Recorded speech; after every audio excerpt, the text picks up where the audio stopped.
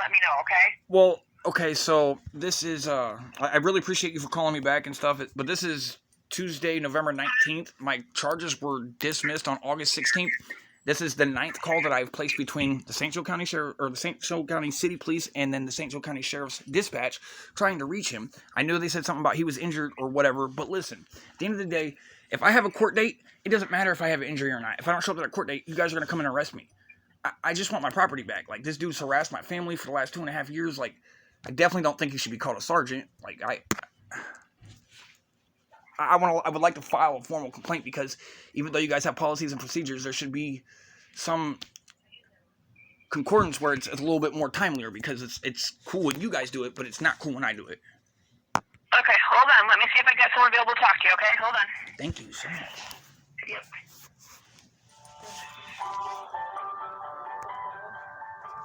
John, I don't think you know what that was. The phone toss like my brother. It's the popo. Here? No, on the phone. I was just sitting here telling him about the gun case and shit. But I mean, I'm not asking too much, am I? You guys have policies and fuck your policies. Right, they should have to fucking follow them too. They say that the officer that took the property from you has to be the one to return it. Well, what if he gets leaved from duty? What if he gets smoked?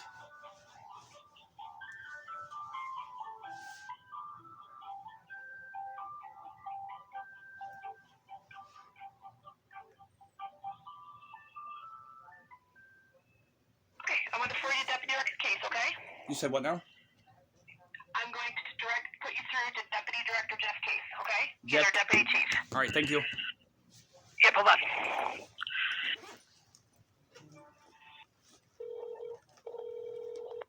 Deputy Director Case. Hey, Deputy Case, how you doing today, man? Good. So I was just talking to your secretary lady, and I know that there was an incident that I was able to get resolved that happened back in Maple Crest. I'm sure they probably brought you up to date on it. I'm not sure if they haven't. Eggington. A little bit. Let me just hopefully ease your mind for just a second. Let me just tell you what has happened. Some of this is on us, and let me tell you why.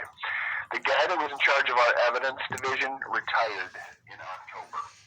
We have switched over to a new records management system, and we are transitioning to a new evidence guy and also a completely new way that we do evidence. The guy that's currently in charge of evidence has been off because he had a knee injury. So because of some staffing concerns, I'm sure this didn't probably happen as quickly as you would have liked, but here's what I've done in the short term. The first time I'm hearing about it is today. So we contacted the courts. They sent an email back saying that yes, the case has been nullied or dismissed. So at that point, we then forwarded that message on to the people that are now dealing with the evidence room. They should work tomorrow night. I told them, the other thing is they're both on midnight shift.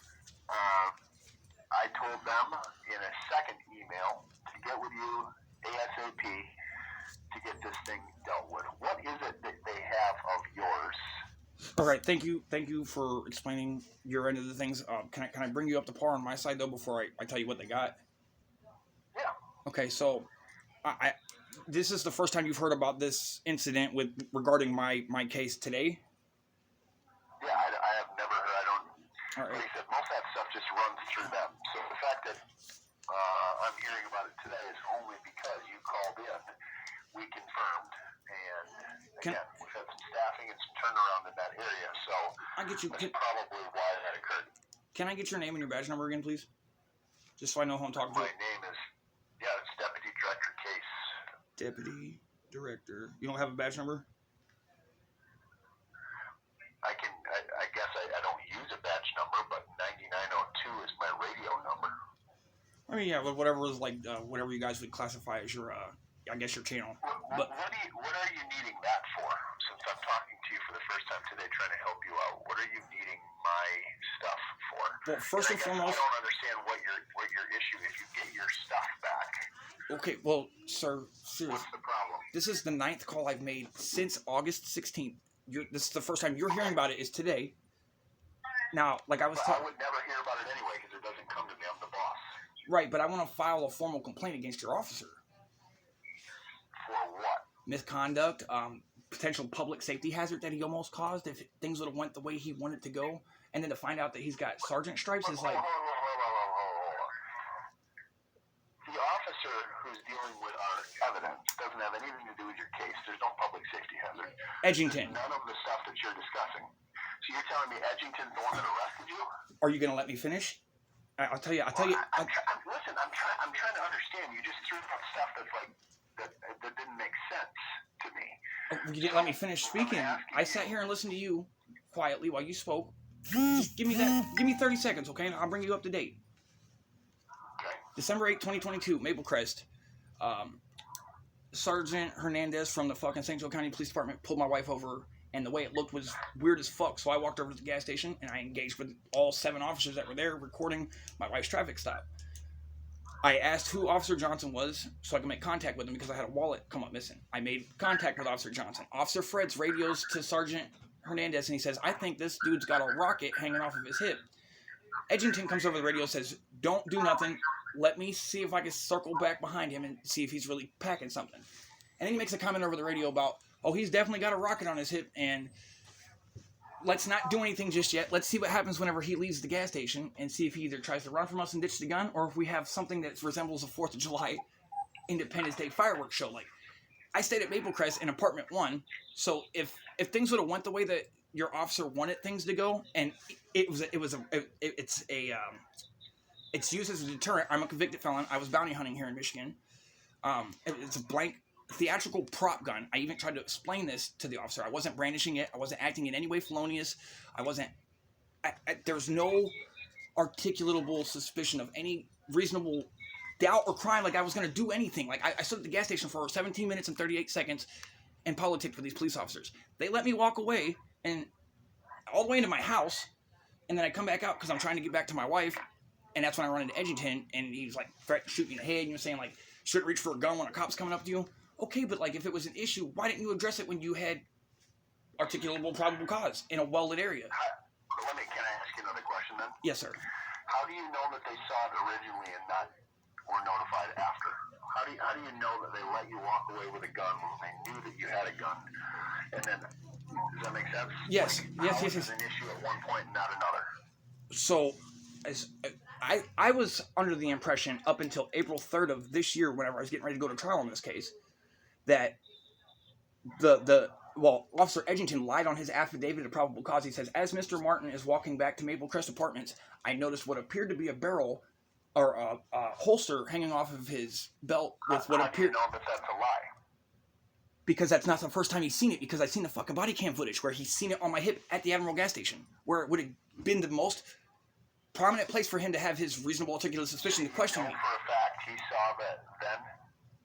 I feel like you're insulting my intelligence now, sir. Like, I've been very straight, I've been very curt, I've been very direct. Yes. Hold on. So now, let me tell you something. I have been now, because I had to bring a guy in here to check the gun. The legal statute, and again, I'm not saying I would have made the arrest, is anything that expels some sort of gas or whatever. Right. Why do you think the prosecutor dropped the case? Hear me out. It was a legit arrest, and the prosecutor's office called me and asked me, we can still push this through. What do you want me to do? I don't know you. I've never met you.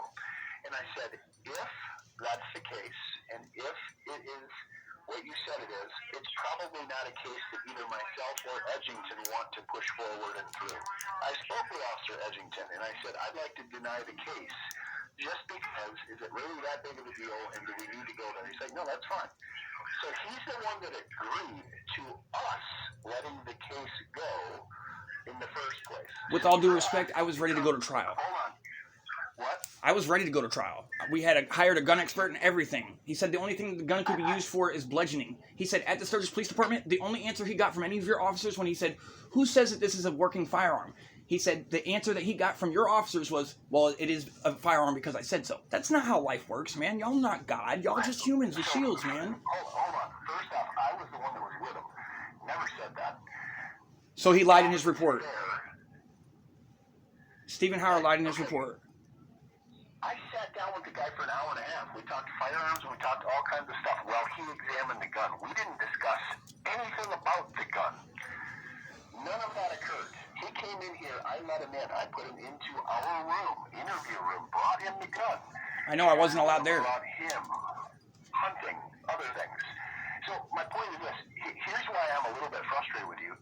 If you're on here and you're asking me to get the toy gun back, I'm willing to do that for you. Now that you explained to me the story, I'm the one that told the prosecutor's office, and we could have pursued it. Does meet the legal boundary and guideline. I said to them, they don't need to do that. We helped you out. We didn't hinder you. I didn't ask you guys to help me out. I didn't ask you guys to fuck with me that night. Okay, I wasn't gonna, I didn't work here then. I just retired from now. I'm new here. Okay, but I feel like you're verbally trying to press on me, bro. Let's de-escalate the situation, officer. Come on, you're deputy chief. Let's de-escalate. Let's de-escalate. Take a breath here. I can't even understand what you're saying. Slow down. Sorry, you said what? Okay. No. Stop with that. I'm talking normal in a normal tone. You weren't a second ago. I suggested that the case get dumped from the prosecutor's office, from the lead prosecuting attorney. I spoke with Edgington, not knowing you, not knowing anything about the case. They said, we think we could still go forward. What do you want to do? I spoke with Edgington. I said, I don't think we need to. I don't think this is the case that we need to do. My understanding of your call here is 9 times because you wanted your toy gun back. Is that correct? Yes, I can deal with the 9 times, 100%. I've dealt with that already today, not knowing you, not having you get frustrated with me on the phone. I was doing that for you. I don't know you. I've never met you. I don't have any issues with you. I don't know anything about the incident at all, other than the fact that the gun ended up not being real. We had someone come here, and I called and spoke with, or was called by, the prosecutor's office about the expert witness coming, the gun guy. I'm the one that spoke with the gun guy. I did not say, so what you said from him is not true. That is a lie. I'm telling you that I had a conversation with him about shotguns, about handguns, about rifles, about him shooting, what he does, all of those things. Okay? I spoke with him. It was a very good conversation. I got along with the guy very well. There was no discussion. I don't know anything about the case, so I wouldn't make a statement about the gun. I don't know anything about it. And I'm the one that brought him in and worked it through with the prosecutor's office for him to come and examine the gun in our place. Okay? I've already sent today an email to Edgington and saying to him and where, address this, get this back to him. This is where we're at. So then Okay? where is the lag in the status- link? Somebody wasn't communicating something over the since August 16th. Like I said, this is my 9th call. I think probably 5 You to... do understand that what happens in court rarely comes to us quickly. Well, I know I Sometimes was it told takes a repeatedly month or by 2 your or officers 3. that I wouldn't be returned my property unless it was by the officer that took it from me after the charges were either acquitted at trial or null and dismissed. Okay, so let me clarify again with what we're saying. You're Can you frustrated. stop talking to me like I'm a 12-year-old boy, man? Like, I can understand you clearly. Like, please just talk to me like I'm a grown-ass man, dude. I am. That's how I would talk to anybody. So I'm asking you to clarify. You're saying to me you're frustrated that the gun that is here that is inoperable, it's not real. You want it, and you're frustrated with the time frame that it's taken to get the prop gun, toy gun, whatever it is, back to you. That's correct, right? Yeah. Okay, so that's what I'm trying to deal with today. The first time I knew that you even wanted it was today. So That's I will crazy. talk to Edgington and I will address the fact that it's taken multiple phone calls to get this done. I'll deal with that. And I will do everything that I can for you to get whatever property it is back. Last I saw it was in an evidence gun box upstairs brought to me for the expert witness to take a peek at it.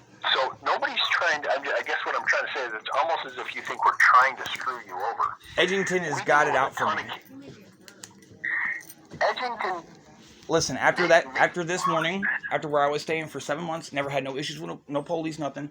After that morning, every morning my wife would leave the Elkhart to go to work at the trailer factory she worked at. She would be pulled over and they would tear her car apart. Never once did they find drugs. Never once did they find an actual firearm. Like, and it was like, okay, I can understand where we were living was a high crime rate area, but like, and I'm tatted up. I look like a felon. You can look at me and tell I look like a felon, but that doesn't mean stereotype me. somebody looks is way different than how they act, right? Well, Edgington, whenever he comes up and he grabs me by my wrist, he says, "You're a felon, ain't you?" Well, you should know it. Do your investigation. It's not me to help you with your investigation. Am I a felon or not? Why are you coming up on my property, grabbing me? Okay, can we do this? You clearly you're frustrated with whatever police contact you have had in the past here. Is that correct? You know, you guys got a couple officers, Wired and Hopkins. They cool as shit. Wired, there was I don't know if you remember hearing about a discharging of a firearm out at Maple Crest where they had to lock the high school down, and you know, a whole bunch of detectives and shit come out with ARs. They had me at gunpoint. Somebody tried to break into my apartment. My wife has a carry concealed permit. There was a locked gun in there. Whatever. So, couple quick things just for you, for me moving forward. Okay, I've done this for a long time.